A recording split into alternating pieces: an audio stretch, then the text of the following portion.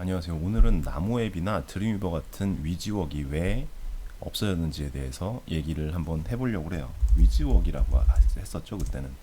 뭐 나무앱도 있었고 드림위버도 있었고 기억은 잘 안 나는데 몇 가지 프로그램들이 있었던 것 같아요. 근데 이런 프로그램들이 왜 문제가 있었냐면 지금 홈페이지 형태들이 인터랙티브한 반응들로 만드는 홈페이지들이 많습니다. 좀 쉽게 설명드리자면 마우스를 클릭했을 때 뭔가 반응이 있는 거, 그런 걸 인터랙티브라고 하거든요. 인터랙티브 디자인이라고 하기도 하고 인터랙티브 프로그램이라고도 합니다. 근데 이걸 만들려면 두 프로그램은 좀 많이 어려워요. 왜냐면 인터랙티브 하다는 게 지금 만드는 설계도상에서 그게 드러나야 되는데 설계도에서 인터랙티브가 표시되기 시작하면 인터페이스가 굉장히 복잡해집니다. 이걸 또 다시 쉽게 설명드리자면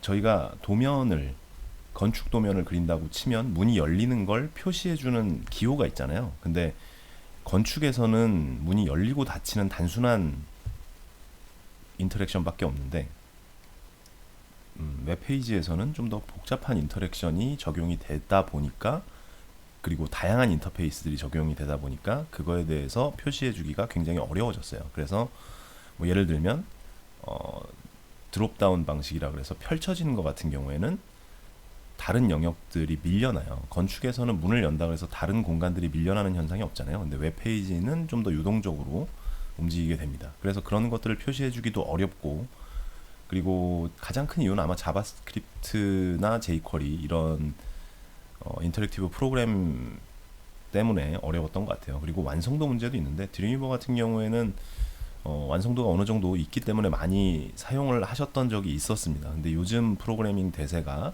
인터랙티브하게 그리고 다이나믹하게 마우스로 올렸을 때 이벤트들이 좀 더